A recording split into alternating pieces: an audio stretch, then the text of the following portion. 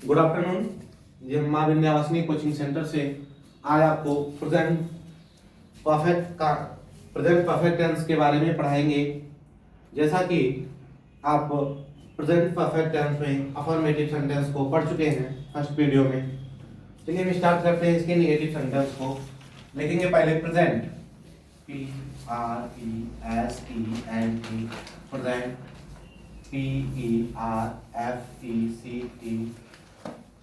PERFECT, present perfect tense. इसकी पहचान आपने सीखा जब वाक्य के अंत में चुका है, चुकी है, चुके हैं आदि शब्द आए तो इनका अनुवाद हम प्रेजेंट का परफेक्ट टेंस में करते हैं। ठीक है, जैसा कि आपको कल बताया गया था। ठीक, तब अब आप इसमें अफर्मेटिव मतलब सिंपल सेंटेंस, साधारण वाक्य को जाने ना। तो चलिए हम इसके नेगेटिव सेंटेंस को पढ़ते हैं।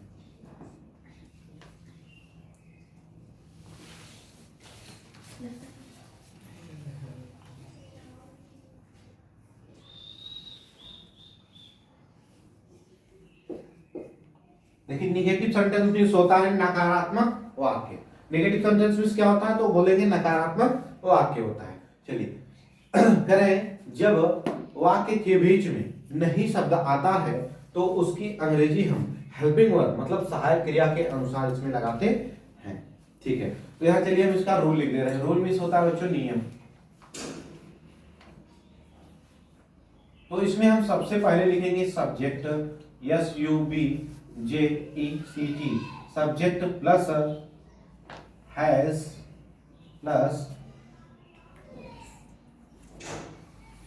हैव प्लस मेन वर्ब की थर्ड फॉर्म प्लस यहां से इसको मिलाएंगे। मेन वर्ब की फर्स्ट फॉर्म के पहले क्या लगाएंगे, नॉट लगाएंगे। Not plus third form plus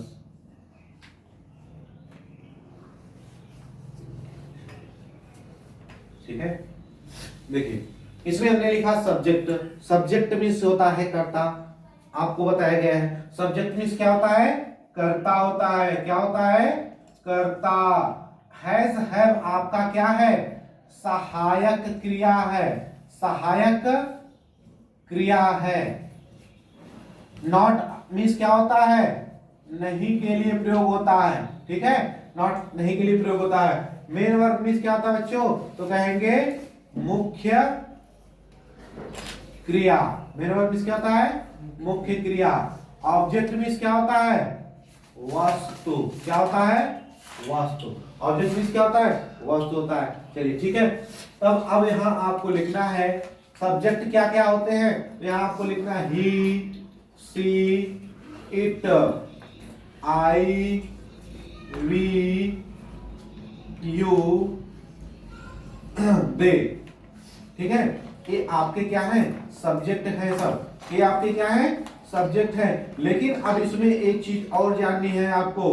क्या जाननी है, क्या जाननी है कि एक वचन मतलब सिंगुलर नंबर क्या है इसमें और प्लूरल नंबर क्या है, बहुवचन क्या है। ठीक है, तो कहेंगे ही, सी, इट और किसी एक व्यक्ति का नाम होगा। ठीक है, तो वहां पर क्या प्रयोग करेंगे, हैज का प्रयोग करेंगे, क्योंकि वह क्या सिंगुलर नंबर है। इसको हम बोलेंगे हैज, हैज लगाएंगे। ठीक है, ही, सी, इट और एक व्यक्ति का नाम होगा तो वहां हमको क्या लगाना है, हैज का प्रयोग करना है। और उसके बाद क्या करना है, आई, वी, यू, दे बहुवचन करता है, प्लूरल नंबर है, इसलिए यहां पर हमको क्या प्रयोग करना है बच्चों, हैव का प्रयोग करना है। ठीक है, तो चलिए हम लिखते हैं एक एग्जांपल।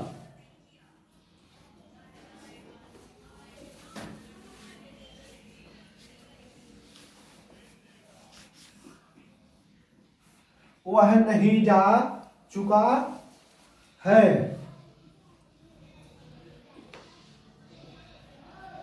वह नहीं जा चुका है, तो आपको पता है कि ही मीन्स क्या होता है, वह होता है। ही मीन्स क्या होता है, वह होता है। ही के साथ आपको क्या प्रयोग करना है, तो ही के साथ आपको हैज का प्रयोग करना है। किसका प्रयोग करना है, हैज का प्रयोग करना है। हैज के तुरंत बाद हमको क्या लगाना है, नॉट लगाना है, क्योंकि ये निगेटिव सेंटेंस है। कौन सा सेंटेंस है, निगेटिव सेंटेंस है, इसलिए नॉट लगाना है। फिर उसके बाद काम क्या किया जा रहा है, इनका मुख्य कार्य क्या है, तो जाने का है। तो जाना को अंग्रेजी में हम बोलते हैं गो। गो की थर्ड फॉर्म क्या हो जाएगी, गो एंड गॉन। तो यहाँ क्या लिखेंगे, गॉन लिखेंगे। ठीक है बच्चों, अब एक बार इसको हम क्लियर कर लेते हैं। तो कहेंगे वह नहीं जा चुका है, वह नहीं जा चुका है का मतलब क्या है कि वह प्रेजेंट परफेक्ट टेंस है। कौन सा टेंस है, प्रेजेंट परफेक्ट टेंस है। तो जब प्रेजेंट परफेक्ट टेंस होता है तो हम उसकी सहायक क्रिया हैज हैव से क्या करते हैं, नोट करते हैं ना, लिखते हैं ना। तो चलिए यहाँ हमने देखा कि वाक्य के अंत में हमको क्या मिला, चुका है मिला है। तो चुका है मिला है, तो इसके अनुसार हमको हैज हैव का प्रयोग करना है। अब देखना है कि हमारा सब्जेक्ट कर्ता क्या है, एक वचन है या बहुवचन है। तो यदि कर्ता हमारा एक वचन है तो उसके लिए हम क्या प्रयोग करेंगे, हैज का प्रयोग करेंगे। किसका प्रयोग करेंगे, हैज का प्रयोग करेंगे। तो यहाँ हमने क्या प्रयोग किया, हैज का प्रयोग किया है। और इसमें देखना है कि नहीं लगा है, नहीं लगा है तो नहीं की अंग्रेजी हम क्या लिखते हैं, नॉट लिखते हैं। तो नहीं की अंग्रेजी हमने क्या लिखा, नॉट लिखा। अब गो मीन्स क्या होता है, जाना होता है, लेकिन यहाँ पर वर्ब की फर्स्ट फॉर्म को ना लगा के हमको क्या प्रयोग करना है, वर्ब की थर्ड फॉर्म का प्रयोग करना है। वर्ब की थर्ड फॉर्म गो की क्या हो जाएगी, गॉन हो जाएगी। तो आपको क्या लिखना है, गॉन लिखना है। तो एक साथ मिला के बोलेंगे he has not gone, he has not gone, मतलब वो नहीं जा चुका है, वो नहीं जा चुका है। तो चलिए एक एग्जांपल हम और लिखते हैं।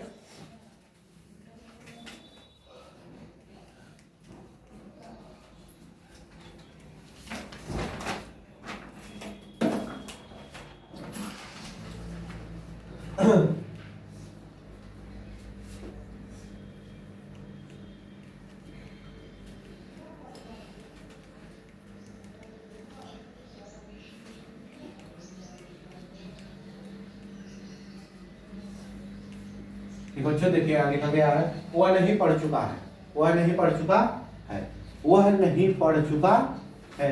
तो यहाँ हमको क्या लिखना है, he मींस क्या होता है, वह के बाद क्या लिखना है, हैज लिखना है। हैज क्यों लिखना है, क्योंकि हमारा ही क्या है, एक वचन करता है। एक वचन करता के लिए हमको क्या प्रयोग करना होता है, हैज का प्रयोग करना होता है। क्या लिखेंगे, he has not, he has not।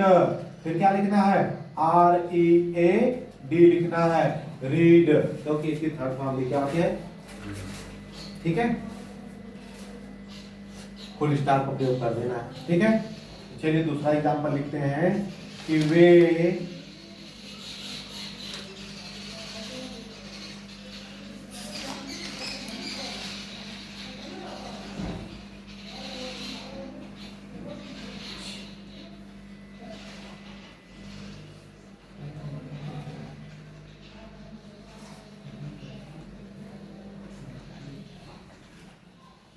वे चाय नहीं पी चुके हैं, वे चाय नहीं पी चुके हैं।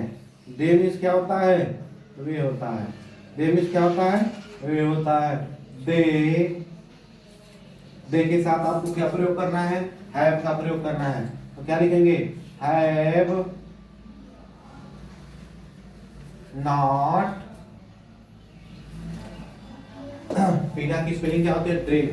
तो इसकी थर्ड फॉर्म क्या हो जाएगी, drunk.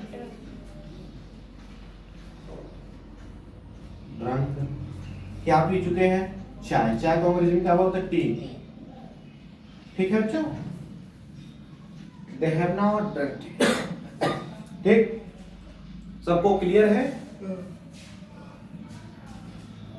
Any problem, no. Okay,